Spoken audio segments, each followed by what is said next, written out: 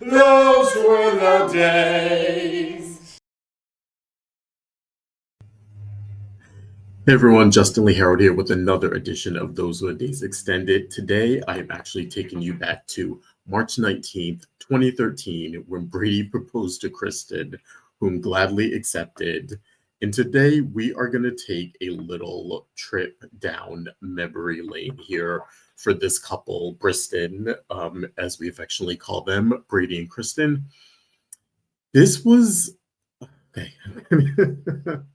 This is a couple that we talk about a lot. We've talked about a lot over the years for various reasons. I'm not going to go through their whole relationship, but I will do a little sort of reel of their highlights over the years. But yeah, this is the moment here. You'll see a very young Eric Martzoff here, and then of course Eileen Davidson when she came back to play Kristen. But we'll go through a little bit.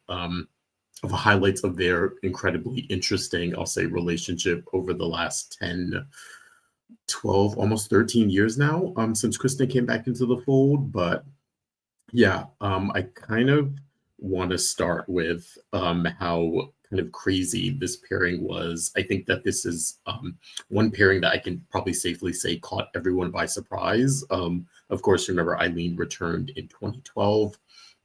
And we knew that, of course, coming back, she would, of course, mix it up with John and Marlena, of course, and kind of maybe cause trouble for them. We were curious if it was going to be, her step was going to be purely about getting revenge on them, or would she go after John again, or would they introduce someone new? Like, I think we were all just excited by the fact that Kristen was coming back, and specifically Eileen was coming back to portray her. It had been, more than 10 years since we had seen her in the character. So I think we were just excited to kind of have her back on the canvas. Um, so yeah, she returned in 2012, mix it up with John and Marlena. I think we had no idea that the dominant storyline here would be a Kristen and Brady pairing for a variety of reasons, one of which I will show you now by the fact that if you guys remember, Kristen was very much Brady's almost stepmother back in the day. And I love this photo. There's also a couple other ones you can find online of Eileen, usually with a toddler Brady, as we see here. And then she's holding in her arms is Belle. Of course, we know she was with John back in the day. And Soros notwithstanding, it's always funny to look at these photos and kind of see we're now, X amount of years removed from this time period, and we have Brady and Kristen as a viable couple. Now, of course, it's a funny little sort of laughing joke about it, but of course they did source Brady significantly so that when Kristen came back in 2012, she was sort of a viable option for him. Of course, she's still a little bit older, but yeah, we sort of don't talk about this period where she, in fact, is almost stepmother.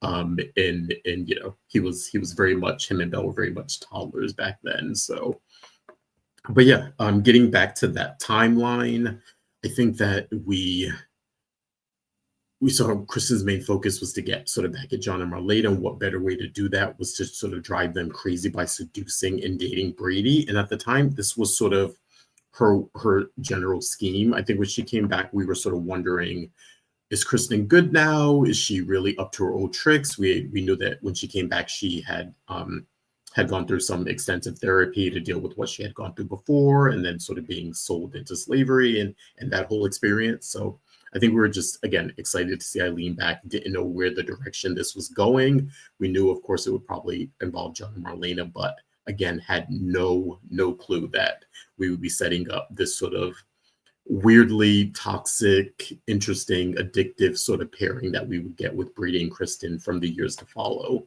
And that would honestly even sort of eclipse the Kristen and John romance, which was so big back then and had its followers and detractors back then. But in a weird way, it's sort of come full circle now. He is sort of the dominant sort of love interest in her life over the years, and John is sort of relegated to sort of history in the past there. But yeah, so when she came back, she sort of started this scheme where she hired muggers to sort of look as the damsel in distress so Brady can kind of rescue her. And she was sort of playing up I'm a changed woman, the sort of good girl routine, and Brady sort of fell for it hook, line, and sinker.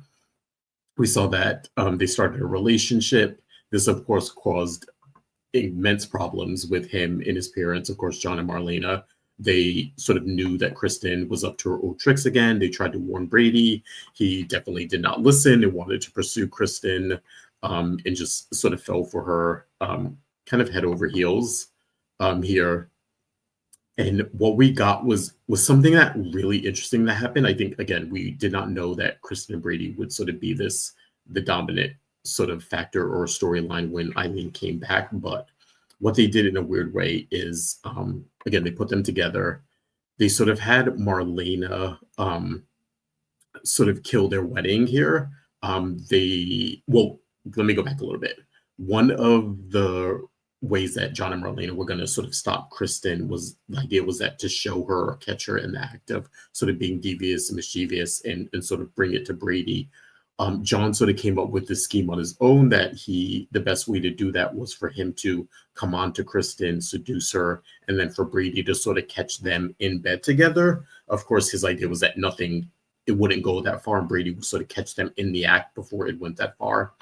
And that would be his way to sort of show his son that she was sort of up to no good and up to her old tricks and see this is all a trick to sort of get at me and Marlena kind of a thing.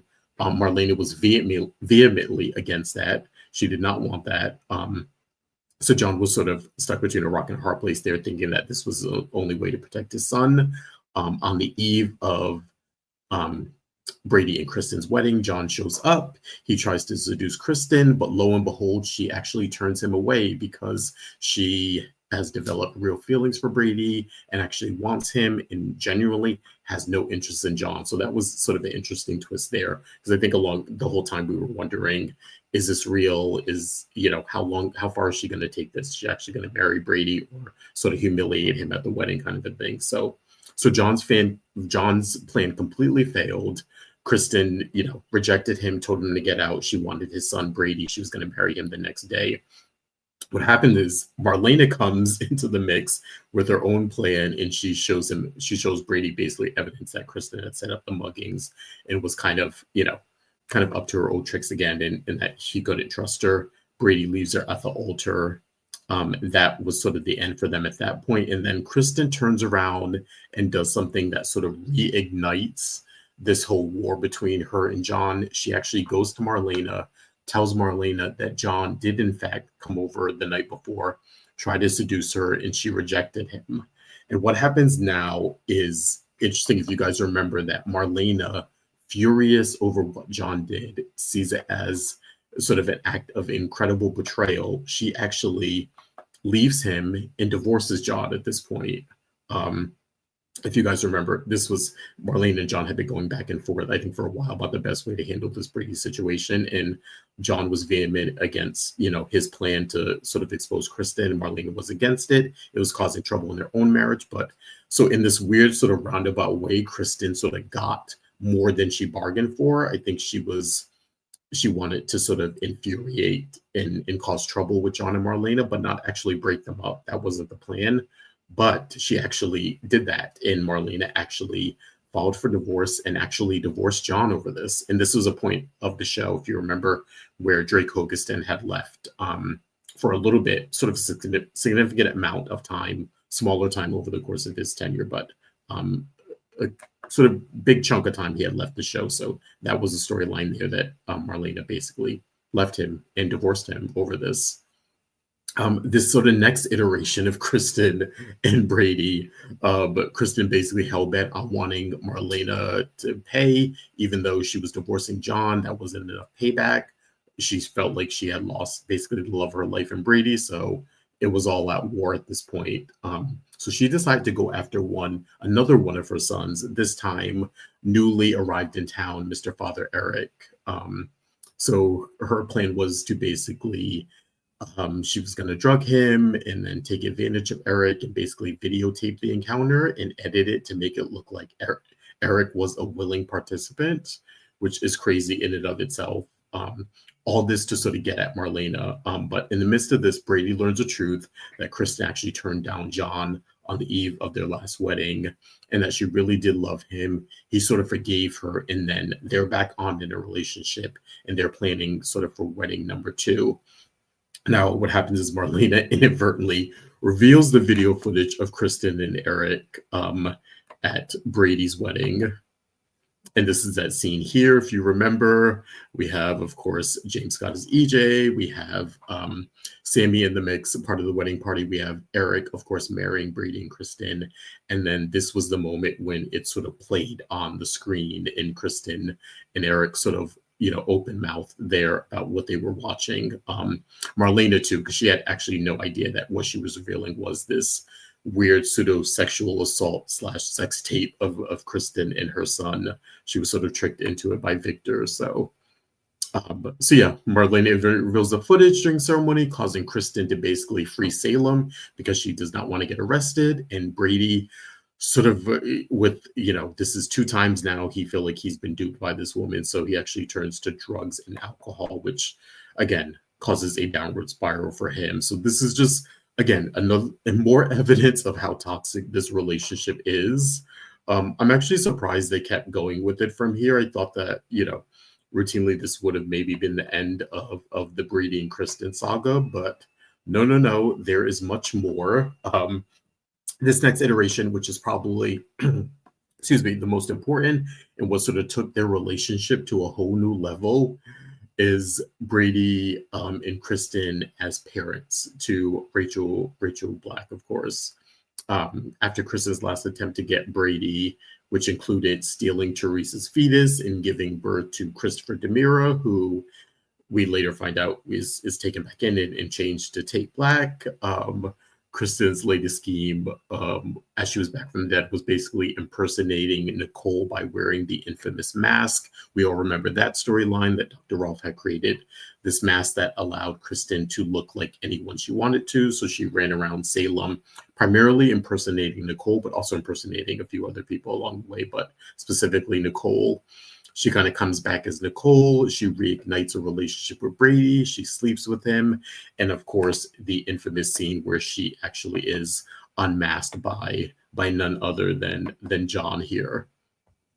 Yeah, and this is how we sort of got Kristen pregnant with Rachel. It was done under false pretenses. Brady thought he was sleeping with Nicole. She comes up pregnant in this weird scheme to actually steal Sarah's embryos, and then finds out she's pregnant at the time, and it sort of sets them down and reignites this relationship. Back to not square one, but it keeps going here. I think, like I said, a few of us thought that this relationship would have ended with the end of that second marriage or second wedding attempt, but it did not. This is sort of we've talked about this relationship a lot. I think we've gone back and forth with it. I think Brady and Kristen are just overall incredibly toxic for each other. We see that they do have this weird addiction, obsession with each other. We've seen it on Kristen's end, but I think also when we've seen Kristen pull back a little bit, we've seen that Brady gets susceptible to her charm and her walls and whatever he thinks she's doing good, or that he just can't quit her. And we know, of course, Brady is an addict and he has addictive personality, and he just sort of can't quit her, which is weird. I think we would all like to see them move on, but I think the powers that be are always wanting to sort of keep them in each other's orbit for some reason. So yeah, that was sort of a little highlight of the BRISTEN drama over the last, like I said, 12, almost 13 years. It still continues to this day.